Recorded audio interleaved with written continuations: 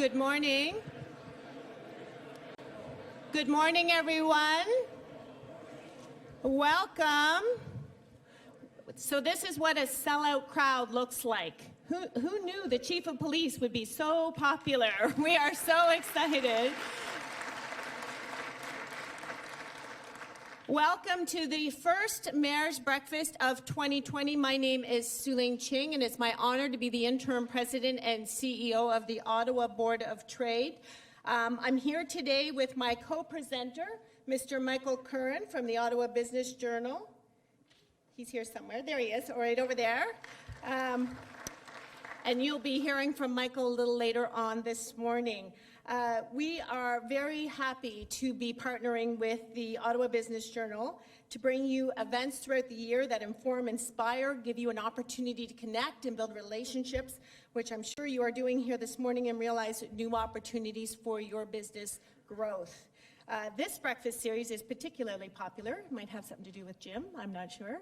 But it has been over the last few years and very well supported with speakers that range from corporate executives to big city mayors, renowned political politicians, or yes, that's the only kind, isn't there? Political politicians, addressing all matters of importance to our business community. So thank you, Mayor Watson, and to your colleagues at City Council for your partnership and your leadership in hosting this event and welcoming all of us into City Hall every month. So thank you. This morning, we're very excited to hear from our keynote, the Chief of Police, Peter Sloly. He will be more formally introduced by the Mayor later in our program. For those of you on Twitter this morning, please note our hashtag is OTT Mayor Be Fast, and we're always excited to share with those of us that couldn't join this sellout crowd today all of the exciting things going on. So we welcome you to share on social media. As many of you know, we are only able to run these event series with the support of our sponsors. So I would like to say thank you very much to these sponsors, our lead sponsor, Hydro Ottawa, our presenting sponsor for this morning, Commissionaires Ottawa.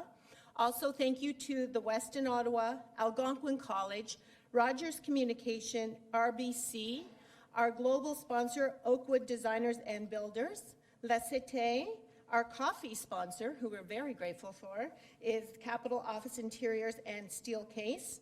We have a door prize sponsor, who is the Ottawa Senators Hockey Club, our speaker gift sponsor, Royal LePage Commercial, and of course, the most important sponsor here today is the Centurion Conference and Event Center, who provided the bacon. So thank you very much to everyone for supporting our breakfast. As you can see, we have a long list of strong supporters of our events, and we really are grateful. It's only with these partnerships that we can make this happen.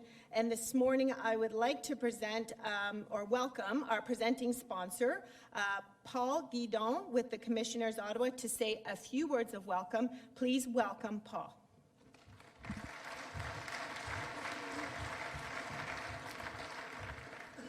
Well, good morning. Boy, was I wrong. The crowd was for Commissionaires Ottawa. But good morning, Your Worship. Chief Sloly, fellow sponsors, mesdames et messieurs, je vous souhaite la bienvenue. C'est un honneur encore une fois de me joindre à vous pour ce petit déjeuner du maire. Whether it's a member of the Canadian Armed Forces, the RCMP or police officer or commissioner, we share the same passion to protect our communities. Yes, we wear different uniforms, but we work around the clock to be vigilant and to be responsive. Since 1939, Commissionaires Ottawa has hired more than 30,000 employees. Many of them have been military, RCMP, and police veterans. Veterans who are from every generation. Why? Because transition out of a force can happen at any age for many reasons. We certainly welcome and value that background, training, and experience. But more and more, we are also attracting hundreds of future members of the military, RCMP, and police, students or grads of police foundations or technique policière, because they want to gain experience with us before being able to enter the police forces. Our guards feel honored to work side by side with police and RCMP on many different occasions.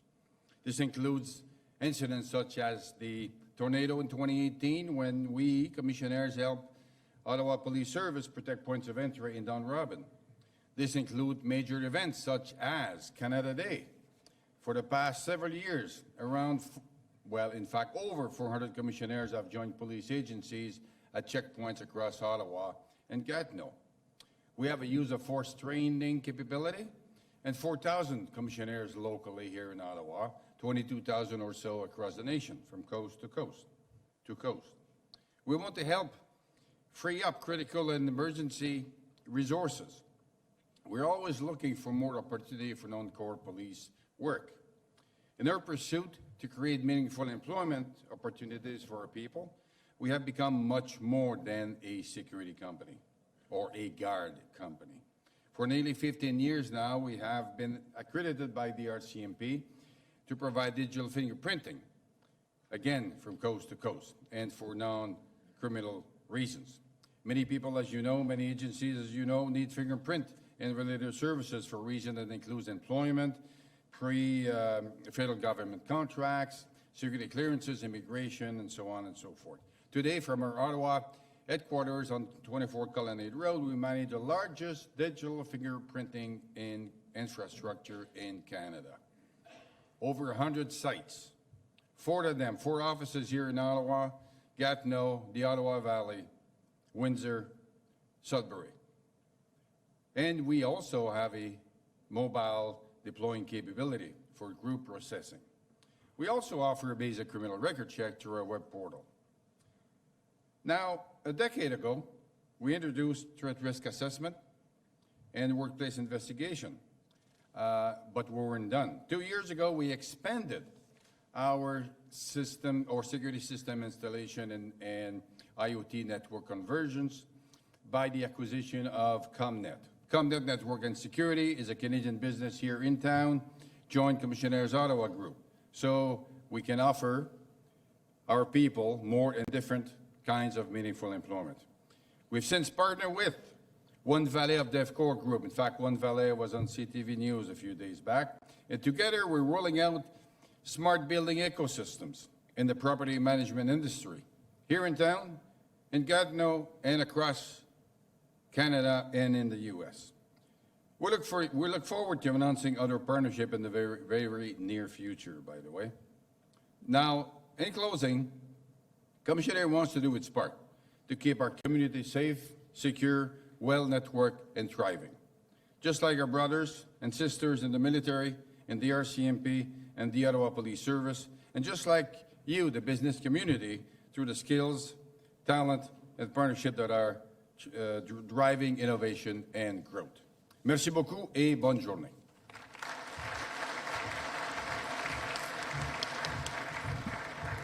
Thank you very much, Paul, and for the work that you do in our community. 2020 is an exciting time, a new year, a new decade, and I just want to share with you that there's a lot of energy at the Ottawa Board of Trade for delivering on our mission to create prosperity in our community and for our businesses through advocacy, collaboration, and leadership.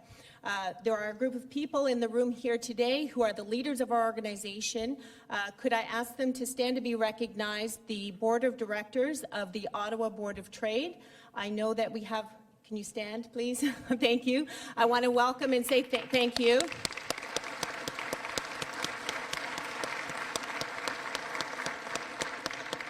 To Ian Sherman from EY, to Michael Crockett from Ottawa Tourism, Lynn Johnston from the TD Bank, and to Ruby Williams from Deloitte. I think they're the ones that are here today. For your dedication and leadership, we've gone through a lot of transformation over the last couple of years, and we're so excited to move forward in helping our businesses.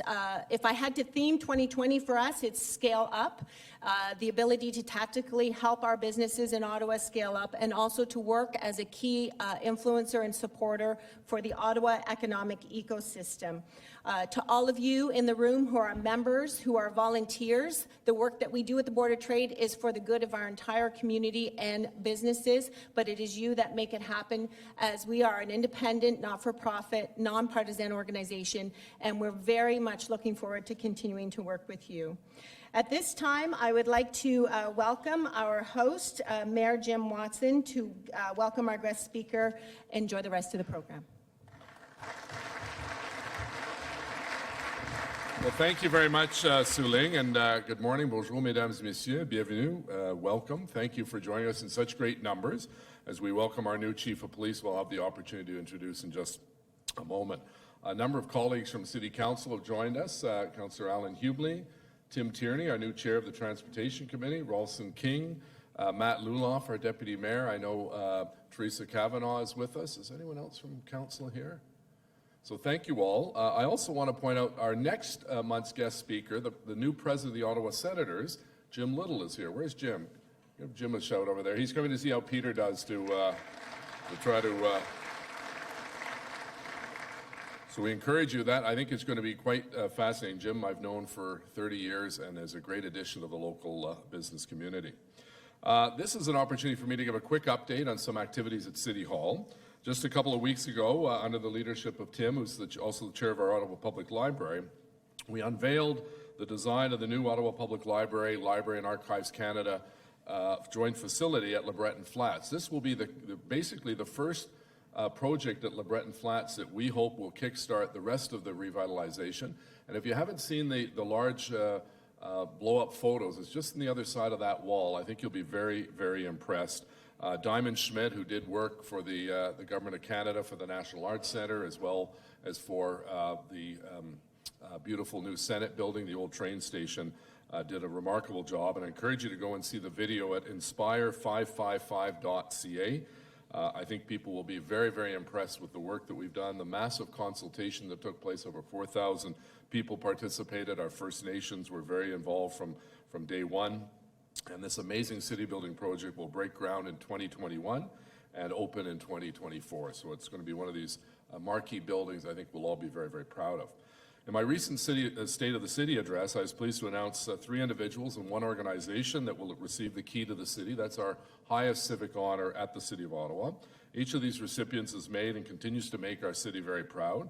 This year's recipients include accomplished golfer and 3-time Canadian Press Female Athlete of the Year, Brooke Henderson, former Governor General and accomplished journalist Michael Jean, TSN sportscaster and proud resident of Gloucester and a Carleton grad, James Duffy, and the Ottawa Citizen, which is our oldest continuous operating business in the city. They're celebrating their 175th anniversary. So these 4 will be announced in advance, and many of you who are able to attend, we'd encourage you to attend and support these individuals and this one business. International Women's Day, as many of you know, happens next month, and together with our Council Liaison for Women and Gender Equity, Councillor Kavanaugh, we'll be hosting our annual breakfast celebration right here at Jane Piggott Hall. This has become a wonderful tradition where hundreds of women are able to come and celebrate and network. And if you're interested in attending, because space is limited, please contact my office and give your name and email, and we'll be happy to welcome you. And our guest speaker is Catherine Clark, who many of us know in this room.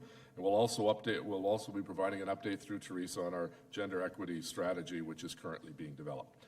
It's now my pleasure to introduce our guest speaker. C'est mon plaisir d'introduire notre invité d'honneur. Peter Sloly was sworn in as Ottawa's Chief of Police on October 28, 2019. Chief Sloly is married with 2 children, and they're happy to make Ottawa their new home. The Chief was a partner at Deloitte, where he was the National Security and Justice Leader and a trusted, respected strategic advisor to private and public sector executives. Now, prior to joining Deloitte, he was a 27-year veteran of the Toronto Police, including serving as Deputy Chief of Police in the largest police force in Canada. He's a graduate of the FBI National Academy, served two tours of duty in the United Nations peacekeeping mission in Kosovo, has received many awards, including the Officer of the Order of Merit Police Forces Medal, the United Nations Peacekeeping Medal, the Canadian Peacekeeping Medal, the Police Exemplary Service Medal, and the Queen's Golden Jubilee Medal. Chief Sloly has a business administration degree, a Master's of Business Administration, MBA, and a Bachelor of Arts in Sociology. And something you might not know about him, but in the 1980s, he played professional soccer and was a member of the Canadian men's national soccer team. Now, we just announced a new soccer franchise, Atletico Ottawa from Atletico Madrid, and you live at Lansdowne Park, so if things don't work out on the police front, you might be able to go and help out the new team. It's quite fascinating. This is a great, credible organization that's investing in our city, Atletico Madrid. And when I was at the announcement at Lansdowne just a few days ago, the president of the club was there. He'd flown in from Madrid, and he said, "Do you know the mayor of Madrid?" I said, "No, never met the mayor." "Just a minute, I'll get him on the line." So he called him a line. 2 minutes later, I'm talking to the mayor of Madrid, and he invited me over there to watch a game. So why not, But it's something we're very proud of. I didn't know that about you and your soccer career, and you, I think you look over the field in your new... Just to the south side. Okay, well, you can tell when there's a good crowd there or not. But Peter's been a great addition to our city. I have the honor of serving with Sandy Smallwood and others on the Police Services Board. And he's been a great addition, a great breath of fresh air, and I think you'll really enjoy his stay as our chief and his presentation today. Please give a warm Ottawa welcome to our new Chief of Police, Peter Sloly.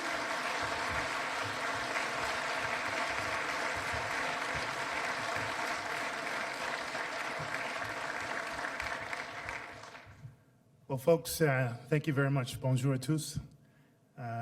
Mayor, thank you for the kind words. I feel a little intimidated. It's the first time I've been in the middle of the bull ring here, and I'm joined with many, many important people. I have a bit of a presentation for you. I'm going to walk you through a little bit more about who Peter Sloly is, although I'm grateful, Mayor, for sort of giving the highlights and not the lowlights of my 53 years. I want to tell you a little bit about the first 100 days plus since I've taken office. I want to tell you a little bit more about your police service. And then ultimately, I know this was sold out today, but what I hope you will do here is buy in. And buy into what we can and must do together in order to advance not just public safety, but community wellness and well-being, resilience at the individual level, community level, society level. Given that this is the nation's capital, we have that ability to influence and impact. I'm going to just advance the slide. So the mayor was very kind in talking about my soccer career. I think he was very generous. My career lasted about 2.5 years. I had one cap for the national team. It wasn't a great run with the senior team, but this is me circa 1985. The shoulders are a little broader, the hairline is a little lower, not as much baggage on the side handles as there is now, and certainly a lot more vim and vigor. I will tell you, I have had 3 very different careers, and the reason why I've had 3 different careers is I've had 3 different spectacular failures in each of those careers. And I think if we're all honest, we will know that it's not your successes that build character and build wisdom, it's your failures. It's those transitions going from on top of the game to being the rookie in the game again that actually help you to learn who you are as a person, what matters amongst people and family and friends, and really what your contribution is that you want to be. And that's why I'm convinced, although I've had 3 different careers, I'm absolutely in the right place at the right time, doing the right things with a group of amazingly courageous people. 1985, those of you old enough in the room, anybody remember the North American Soccer League, NASL? A couple of old timers in the room, good. Toronto Blizzard signed my contract. I was signed on by the Toronto Blizzard in 1985. Only problem was the league folded in 1985. I was out of a contract within months, and then out of policing within a couple of years after that. I joined policing right after. I did apply to the fire department. I applied to the social services department, and I applied to the Toronto Police Department. They got back to me first. 27 years later, I became a deputy chief. I had a great career. Enjoyed working in the city, had a chance to work across the country, and in fact, probably the best thing I've ever done in my life, hopefully my time here in Ottawa Police will eventually eclipse this, but my time in UN peacekeeping missions. I was in Kosovo in 2001, 2002. I believe Sean Barber is in the room. Sean, are you here? I thought I saw him walking earlier on. Sean is very active in the Centertown community, and he was actually the Canadian rep in that peacekeeping mission. And when I was applying here, I reached out to Sean, and he helped to fill me in on the opportunities here. Policing overseas in the UN peacekeeping mission was one of the greatest experiences. It was a chance where I met my wife. I'll talk about her and my family a little bit later on. But what I had the chance to do was work with a police force of jurisdiction in Kosovo.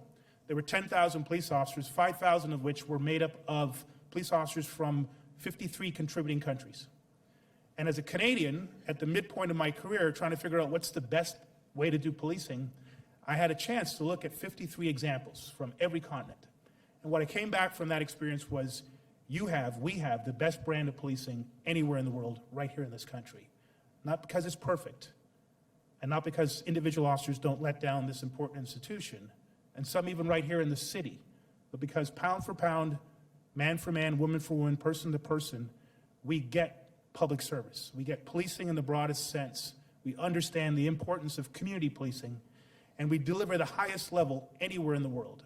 I know sometimes you might doubt that by what you see in the media, what you hear around coffee tables or at the bar stool, but I want to tell you, you have an amazing brand of policing in this country, and the reason why I came to this city, because I believe you have the best brand of policing anywhere in this country, right here in Ottawa. Things didn't work out as I hoped they would. Wow. No applause for professional soccer, none for peacekeeping, nothing for Toronto Police, but flash a suit and tie up there, and that's what gets the applause. Okay, I'll be wearing my suit and tie a lot more around here. Mayor? I left Toronto Police because I didn't get the Chiefs of Police job. I had a very difficult separation from an organization that had raised me up and had provided a wonderful livelihood for my family and many of the best experiences in my life and some of the best friends I'll ever have. But it didn't work out. And those of you, again, who are leaders in the room, you understand. Sometimes you hit the post and you got to move on. I will tell you, I went from being on top of the game to being the rookie in the game. I'm grateful some of my Deloitte colleagues are here. Some partners in particular who reached out to me in my very earliest days where I couldn't even find the bathroom and helped me to understand I still had capabilities, I still had potential, I still had something to offer. And they invested in me. And as I struggled through transition, and believe me, it was a struggle in transition, they rebuilt my confidence. They gave me new skills. They gave me a new appreciation for who I was and what I could make a contribution to. And they put me in charge of very important files. I was very blessed for that 3.5 years in the private sector, in particular in Deloitte. It also gave me an experience of being in the private sector, understanding business in the truest sense, non-unionized environments, for-profit, you eat what you kill, get out there and build teams, talent counts, make sure that you understand what the customer needs, what the client needs. Profit is a driver, and you have to be able to appreciate that. I tell you, coming back into policing now in the public sector, in a unionized environment, where you don't have all the carrots, you got a lot more sticks, but you don't have all the carrots, it's really helped me as a business professional. It's tied a lot of my MBA experience into working in both areas of public sector and private sector, and has broadened my ability to be a manager and a leader, and I hope a good person as well. And I'm grateful again. I know our Deloitte folks are here. I can't tell you how much the impact you had on me personally, so appreciate it. So fast forward, if I can fast forward, this group of unusual suspects got together back in August. The only one missing there is Councillor Eglai, and I appreciate he's not on the board anymore. When this picture was taken, and the mayor is in the picture and wasn't part of the board when the decision was made to hire me, no doubt had some input on what he wanted in a police chief for the nation's capital here. But this group of people sat down over a long period of time and kicked the tires on a whole bunch of highfalutin wannabe chiefs of police and settled on me. I will tell you, they asked some very tough questions, very, very tough questions in that room. I did my best to answer them, but the toughest question, the absolute toughest question, the one that I fear that they would ask, is whether or not I was a Leafs fan or a Sens fan. Well, I am supposed to be truthful in the office that I hold. And so I swallowed deep and thought long and hard, and I said, well, I have to give the honest answer. I am a Leafs fan and long suffering for over 40 years in this country. Still waiting for a Stanley Cup. It's not going to be this year, clearly. But I did say, because being a police chief, you have to be a little political, that when the Leafs play the Sens, I will be Switzerland. I will be neutral. I'll put my peacekeeping hat on, and I won't cheer for either side. But when the Leafs are playing anybody else, I'm cheering for the Leafs. When the Sens are playing for anybody else, I'm cheering for the Sens. So I know Jim Little is here, and I know he's going to be the next speaker at the breakfast series. And Jim, all I can say is I'm going to set the bar as low as possible, and you'll have an easy chance of hitting it out of the park the next time you come in. I'm looking forward to spending many years cheering for the Sens when the Leafs aren't playing them. And in fact, I went to my first game when they played against the Montreal Canadiens, the enemy of the Leafs, and I cheered as long and as hard as I could for the Sens, but they ended up losing in overtime. But anyway, I'm grateful for the board and their wisdom. I joke tongue-in-cheek, I think they made a great choice in me. But I can tell you, they made a great choice in the Chief Administration Officer. The finances in this town matter. The ability to bring people into an organization, a strong HR, the ability to modernize the organization through IT. Those are the bailiwick pieces of Jeff Letourneau, who was the board selection for the new CAO. I'm grateful Chair Smallwood and the team, not only in choosing a chief, but constructing a team fit for purpose. One that can advance community policing, one that can do so within a fiscal envelope, and one that can modernize and bring a level of humanity into the organization. I think that was sorely needed. And I'm grateful for the ongoing wisdom and support, not just from the board, Mayor, you and your council, your staff. Many city managers are in the room here. I won't be able to see them all and recognize them all, but it's a great team that's been constructed here, both by the elected official portion of things and managers and city managers who've grown up in the organization, grown up in the city, and have welcomed me into your ranks. It is an entire team, I think, that influenced the final selection, and I'm grateful for all of your various inputs. This doesn't seem to want to advance. So the announcement day. It was a hot, steamy day in August. I was paraded over to the older part of City Hall, the classical room there. A bit of a deer in the headlights, lots of light bulbs flashing, and lots of tough questions coming in from media, lots of tough stares from my own members who weren't quite sure who I was and was only tapped into the rumor mill and waiting to see what the real version of me was. There's a big smile on my face because I was extremely happy. My family were thrilled, my 13-year-old less so. But it was a big day for me. I was grateful for a very warm welcome, and I'll talk about that a little bit later. But literally, a couple weeks after that announcement, I was up here looking for a house to move the family into. And while I was having a series of orientation meetings with my senior team and meeting with the OPA president, Matt Scoff, and sort of getting oriented to the city, one of our members took his life at 474 Elgin. He was a former RCMP officer, married, family man, young kids. I don't want to overemphasize Thomas Roberts' death. I know Dr. Etches is in the room, and many of you work in the mental health and addiction sector. Matt Luloff, you shared an amazing story of your own struggles coming out of the military. This is nothing unique to policing, but it is a wake-up call for policing, and I think it's a wake-up call for all of us. The mental health of our people, of our city, our community members, our civic workers, our police officers, our firefighters, our paramedics, our counselors. I have to check in on myself more regularly than any time in my life. Am I physically good to go? Am I mentally good to go? Am I psychologically good to go? And if I'm not, I need to let somebody know. And I need to accept the fact that I need help, because we all need to accept the fact that we need help. At the gala that we hosted, the Ottawa Police Gala, I was sitting next to Thomas's widow.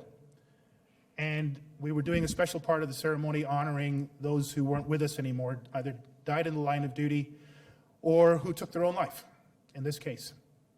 And I watched his widow. I always get choked up at this point, sorry. She got teary-eyed, and I was holding her hand, and I said, what's wrong? She said, there's so many great police officers here. There's so many great community members here. There's so many great community leaders here. Why didn't Thomas reach out for help? Sometimes we just need to reach out for help. So that's the only down point. What's the up point? There are so many great people in the organization, people who have sacrificed much, served much. You'll never know their stories. They will never come to this podium. They won't have the opportunity to tell their life history, their ups and their downs, make you laugh, make you cry. But they do this every single day for you. Amazing group of people. Some of them are in here. Kenny Bryden. Kenny, why don't you stand up? He's going to be running our neighborhood teams across the city.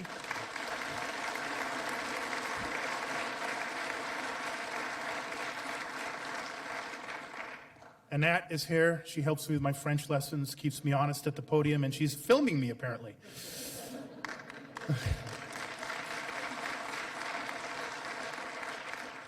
6:45 a.m., October 28th, I got sworn in by an Indigenous leader, Justice. I had my badge handed to me by a frontline constable, who himself had suffered a lot around the stresses that we've just talked about. And I had a chance to shake the hands of the brave men and women, sworn members and civilian members of the Ottawa Police Service, and start to get to know them. And it's been an amazing 3.5 months so far. The change of command ceremony was for me a chance to honor Chief Bordelot and his contribution, his family's contribution to the city. He's a good friend. He was a good chief. He was a good leader.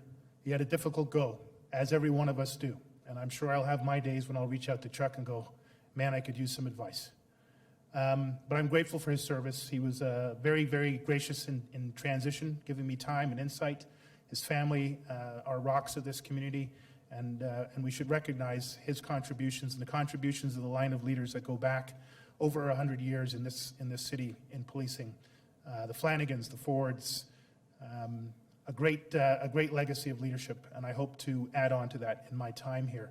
Little story about that big fancy staff I'm holding. There's a ceremony where the previous chief hands this staff of office over to the current chief.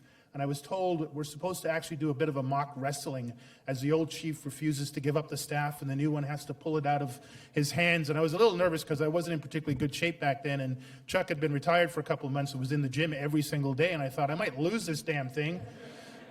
And then I'll have to go back to playing professional soccer again because I'll be out of policing again. Anyway, Chuck kind of handed it to me, almost threw it at me. Not because he didn't like the job, but he was ready to go on to the next stage of life and enjoy retirement, as at some point I'm sure I will for whoever he is or she is that follows in behind me. I'm also grateful for the turnout there. People came from across the country. I had a point in that session where, like today, I teared up a bit, and there was a senior officer in the back of the room who just yelled out, "You got this, Chief." And I went, you know what? That's awesome. They have my back. I got to have their back. It's my family. Whoops, jump past that. My wife would kill me. My lovely wife with a bouquet of flowers. My son, my daughter. Can't tell you the reception they've had from their kindergarten teacher for my son, middle school teacher for my daughter. Those of you in the education system, great schools, great teachers, great staff. It's one of the jewels of this city. And my family really has felt welcome, and it's allowed me to do my job to a much higher level.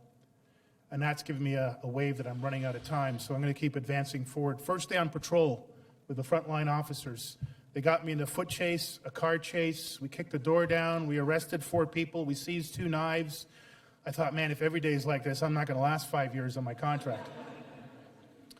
But while we were doing all those dynamic things, I mean, literally in the middle of doing an arrest of somebody who had just been involved in a car chase, a couple of kids came running out of one of the communities where we have our NRT, and we're literally surrounding the officers as we were searching a car and looking for a person who had just run away from us.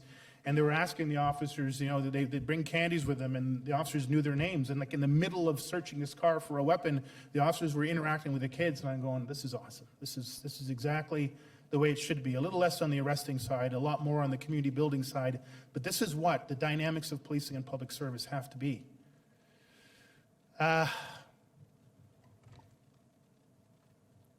So, Mayor, thank you. You've given approval. Board, thank you for an accelerated hiring plan. This is the current group of recruits that I swore in a couple of weeks ago. They're actually on the ground right now. As of last week, they're on the ground. Oh, that's not quite the on the ground that I wanted.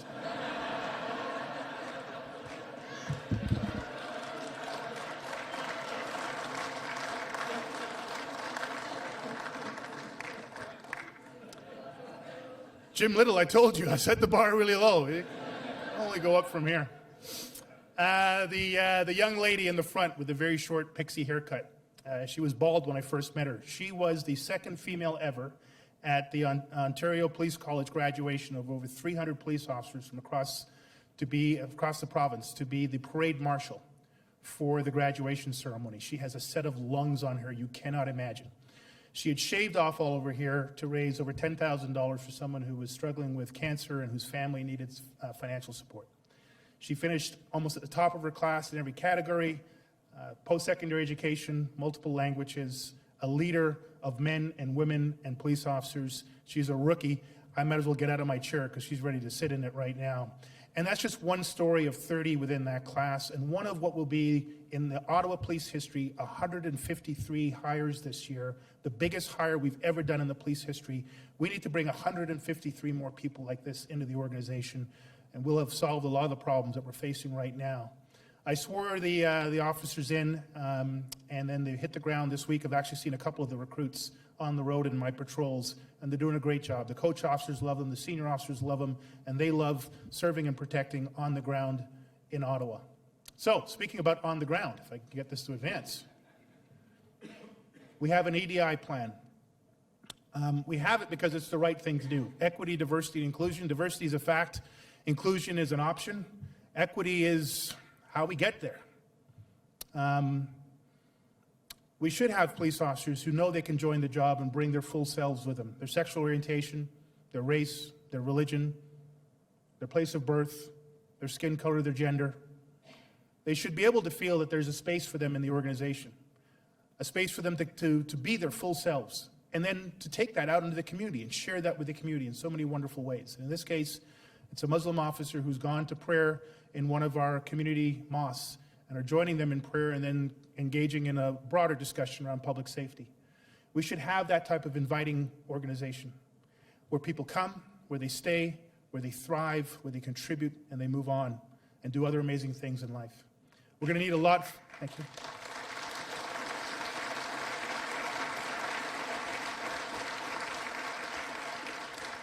The EDI plan goes well beyond the human rights pieces. It goes into removing bullying from the workplace environment, harassment in any form. These are huge challenges, not just in policing. I know across the board, in the private sector, in the public sector, right here in this city, in this city hall. These are challenges that we all have to rise to as leaders to figure out how to do better for everybody. I sometimes hear my own officers say, oh, this is about blacks advancing and racialized advancing, and what about us? It is all of us. Anybody who's not got ahead in the organization because they've tried hard, but they're not in the inner group, should not be in the outer group. Anybody who's felt bullied or intimidated in the work environment and are too sick in their stomach to come to work and deliver their needed services, with an EDI plan. Anybody that feels they're not being accommodated because they've been working in snowy conditions and freezing cold for 20 years, 30 years, and they need a place where they can work physically, and they're not getting accommodated, this is the plan for you. And so this is an issue well beyond race and religion and gender. This is an issue for all of us to embrace, and I've asked my leadership within the Ottawa Police Service to fully embrace this and advance this. And if we do this for ourselves, we'll do a much better job for all of you when we're out there serving and protecting you. Hate crimes. We announced the creation of a hate crime unit on a Thursday, and literally within hours, we had a hate crime incident happen at the Holocaust Memorial right here in the city. Someone threw eggs at the memorial. We were lucky. We had in place seasoned investigators and a team that could mobilize around it. We were very fortunate to be able to reach out to a very strong Jewish community here through our own Jewish members and their contacts, people in the community like Rabbi Bulka, and we were able to get on top of this very quickly. Still an ongoing investigation, but let's not take for granted that we are a diverse, inclusive, pluralistic, democratic society, but hate lives amongst us, and hateful people for a whole bunch of reasons as to how they got there impact not just individuals and not just places, but a broad impact right across society. As police leaders, we need to take it more seriously and do better at it. As community members, we need to create the conditions where hate has less and less of a chance to gain a foothold and create these type of incidents. I mentioned the neighborhood teams, neighborhood response teams going into neighborhoods. We have 3 in place before I came. We're doubling that number this year. The market area will get the first installation in May. Bayshore and Centertown will get it in the fall. I believe that if we put our really good human beings in uniform, directly embedded into your communities, working directly with your community members, we're going to have the biggest possible impact, not just on policing and public safety issues, but broadly on the underpinnings of crime, education, unemployment, lack of critical infrastructure. If we can integrate our services to a greater degree, we'll actually produce a better return on investment for taxpayers and the dollars they put into it. We'll produce a better quality service overall. I'm quite convinced that our officers are brave and courageous, and when terrible events happen, and they do, at the War Memorial, just a couple of weeks ago on Gilmore Street, they will happen. We are not immune to tragedy. It's not a matter of if, but when, we'll have another one of these things, you will have tremendously brave police officers who rush towards danger when other people are clearing out of the way. But we need to do more than simply protect. We have to serve at a higher level. By the way, the officer in this picture himself struggled greatly with some of the stresses out of this call and others, and is continuing to come to work, supported in a number of ways within the organization, public about his own struggles and trying to advance the issue of mental health and wellness. Most of the calls that our officers deal with are around mental health, addictions. It's not policing calls, catching the bad guy. It's dealing with needles in parks, people in addictions, combinations of mental health. I've met some of the workers here on the front line with some of our shelters and housing facilities. This is the business of policing. It shouldn't be the only business of policing, but this is a business we're in. And if we can't figure out how to integrate our services and address these upstream issues, we're going to have huge challenges. I can tell you I've been hugely impressed by this city and your approach to a health focus on solutions as opposed to an enforcement focus on it. We will be able to bring that enforcement piece when needed, but we need to focus more on prevention and health and building resilience at all levels. We talked about the Gilmore Street shooting. Even in the immediate crisis response, our officers are there, the yellow tape is up, but the community needs to normalize. They need to get bad access to the buildings. They need to be able to feel free to walk on the streets, reclaim public spaces, get their kids back into school, not have a knot in their stomach every morning when they wake up. And so, yes, there has to be an immediate police response, but we need to be able to bring in other community leaders, other civic leaders, other managers who provide services to the city in order to get a sense of normalcy back quicker. Talked about the mental health, homelessness issue. I understand that the council is grappling with this issue going forward. We're in full support of the efforts in this area. The better work we do in this area, quite frankly, the less work my officers will have to do. We've got some great support from the city. They've embedded healthcare workers and social service workers into communities like Vanier, Overbrook with our officers, where we're working now in the field together, developing new capabilities and relationships going forward. At the end of the day, is about service, a public service. This is a picture of an officer pushing somebody out of a snowbank recently. I can tell you there's 1,000 of these stories every single day. A couple of our neighborhood officers bought a lady who just didn't have any money left to buy Tylenol fever for her kids. Went to the drugstore, paid out of their own pocket, came back and delivered the Tylenol medicine so that their children could break their fever that night. I've had officers hang curtains for elderly because they simply can't get up to hang the curtain, and it's just a request that was made of them. Took no time to do it, just an act of service. I was on patrol with another officer. He stopped the car. He said, "Chief, we got to get out and talk to this lady." She was on the side of the road, literally just crying. I said, "Who is she?" She's the mother of another young lady who we had to bring back to life twice from drug overdoses. She just passed away a couple days ago. That's the grieving mother. We need to go talk to her. And he literally went over and hugged her. Never be on the news. Never be on the board agenda. Never will be known. These are the things every single day the men and women do for the people of this city. I'm so proud of them. So, what's the call to action? Oops. If you want more of this, I need more people. You know them. They work for you in this private sector. They're volunteers for you in the not-for-profit sector. I was on a ride-along with a sergeant who was a cleaner in the city and cleaned police stations back 25 years ago. And he saw police officers, he got to know them. He decided to join. He put an application in. He's now one of the best road sergeants we have out there. They're your family members. They're your kids. They're your brother, your sister. They're the best because they have the best quality, the best hearts, the best mind. They want to serve, truly serve. Please, bring them to the Ottawa Police Service. We'll prepare them. We'll set them up for success. We'll get them in, get them on the ground, doing amazing things for you and with you. And if you don't have somebody to bring forward, consider how your agency can work with us. Work with Dr. Etches at Health. Work with the school boards. Work and volunteer in whatever way you can, because if we do all this together, we'll have a safer city, a better city, a more inclusive city, a true city that represents the best country in the world, the capital city, Ottawa. Thank you very much.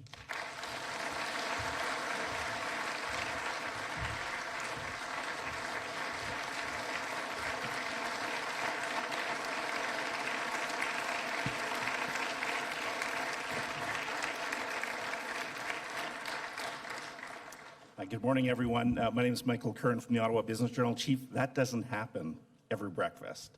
I got to say that. You're talking about setting about the bar low. The opposite is true, I think. Everyone in this room, I think that all of us are feeling safer. All of us have a deeper appreciation for the men in uniform, for what they're doing. So thank you so much. It seems to me that you asked for a call for action and you got the support of this people in this room. So thank you so much, Chief. What a great job from our new Chief of Police. And we want to present you with a small gift. Jim Carty, where's Jim? Here he is, right here from Royal LePage Commercial. We're going to bring you back on stage for a minute, Chief, and do a little presentation for this gift.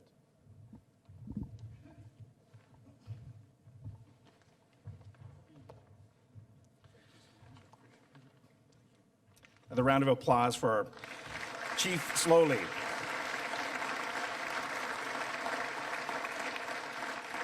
You were talking about being a Maple Leafs fan. As you might have noticed, there's a Senators jersey. We were going to put it on you. No, we're not going to do that. In fact, I'm going to call, we should. Jim Little might have you back, and we might do that again. But we'll have Mike DeCone come up, and we'll present a door prize. We've got not only an autographed Pajot jersey, but we have 2 tickets to tonight's games against the Coyotes. So let's see who the winner is.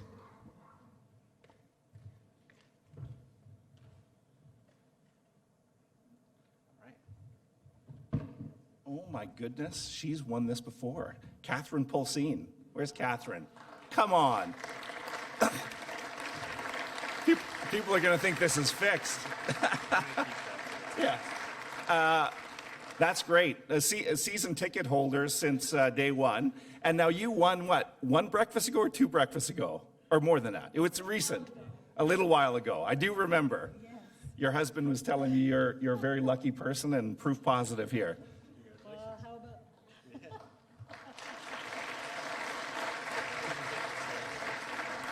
That's great. Congratulations, Catherine. Great to see you get that.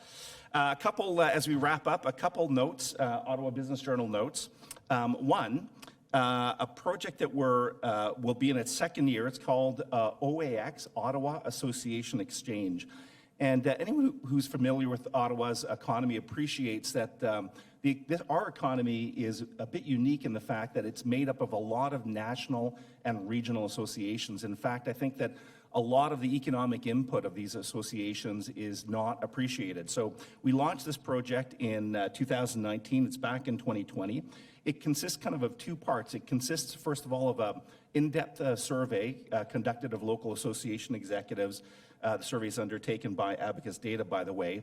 And what we're looking to do is identify their challenges and best practices for these association executives. Things like membership, things like funding, things like getting people engaged and advocating on behalf. So we're going to launch this report and have a great half-day forum on March 3rd at the EY Center. So if you're an association executive, if you're a member of a board of directors, probably many people of you are in this room, please come out. Again, it's March 3rd at EY Center, and there's a domain that you can visit up there. Second, I just wanted to indicate and remind to everyone that we launched at Ottawa Business Journal 5 years ago a great project called Techopia. In fact, it was launched in this room by Sir Terence Matthews, and it was our attempt to, what I would say is cover, from a news perspective, the next generation of technology companies in the city, companies like Shopify and all of the other startups that are doing so wonderfully today. So just a reminder that we do have a Techopia Live. It's a video podcast on YouTube. We have 150 episodes, discussions with local high-tech startup CEOs. Please check it out. And finally, just a reminder that you can get Ottawa Business Journal. It has a lot of popularity, our monthly printed publication, but you can get it delivered to your business. Just visit obj.ca/delivery. A final shout out to our sponsors, our lead sponsor, Hydro Ottawa. Thank you very much to them. Our presenting sponsor, thank you, Paul, for your comments. The commissionaires, great connection, of course, between the police chief and the commissionaires. The Westin Ottawa, Algonquin College, Rogers Communications, RBC, our global sponsor, Oakwood, La Cité, the coffee sponsor, Capital Office, the door sponsor, Ottawa Senators, and the Centurion for feeding us all. A couple notes, and then I'm going to bring you back up, Suling, just to have a call out for board of directors for the Board of Trade. 3 events coming up. One, on Thursday, March 5th, we'll have our CEO Talk. This is a biannual event, happen at the NAC. And this is in conjunction with International Women's Week. So we're very happy to announce 2 days ago that we have Christiane Germain from Groupe Germain, the hotel that is come to Ottawa, both in the Germain and Alt brand, a hotel that will be built at the new Ottawa airport. So we have Christiane Germain. She's the co-president. She's a celebrity in Quebec. In fact, she stars on the Quebec version of Dragon's Den. She's been named several times as one of Canada's top female executives. So come on out on March 5th at the NAC for a CEO talk dedicated to women in leadership. The next Mayor's Breakfast has been indicated is on March 12th. We have the new CEO of the Ottawa Senators, Jim Little. We're looking forward to that, Jim. And finally, a really interesting event, also a second-year event, the City Building Summit, something we did last year. We're back at the Horticulture Building. It's April 30th. This was a really interesting event. We brought city officials, land developers, real estate officials, and just generally people in the community interested in building a stronger city, both that in a physical means through real estate and other ways. I thought it was a fantastic success for the Board of Trade and demonstrated its relevance and influence in our city. So once again, that's coming up on Thursday, April 30th at the Horticulture Building. You can, for all these events, visit ottawabot.ca, ottawabot.ca. I'm going to call Suling back up to wrap things up and a little message for all of you in the audience today. Thanks. Thank you, Michael. Well, since I got to come back up again at the end, I just want to say I so much enjoyed your presentation, Peter. And on behalf of the Ottawa business community, welcome to Ottawa. And thank you for the vision and leadership you've already demonstrated in a short time. And you have the full support of the Ottawa Board of Trade. So thank you. Thank you. We also see diversity and inclusion as an economic driver for Ottawa and an opportunity for us. And we've recently done a call out for businesses and organizations who have demonstrated a commitment to diversity and inclusion. So we will be reaching out because we'd love to tell the story of your organization. And I welcome any other businesses here who your business or you know of someone who is doing great work in that space. We'd love to hear that story as well. Michael, thank you for the opportunity to come back up. I did forget to mention, we have right now, as many of you know, the Ottawa Chambers of Commerce consolidated in 2018. Our first election, official election of our board of directors is closing. The nominations are closing February 21st. We are very committed to creating a diverse board of directors for this organization.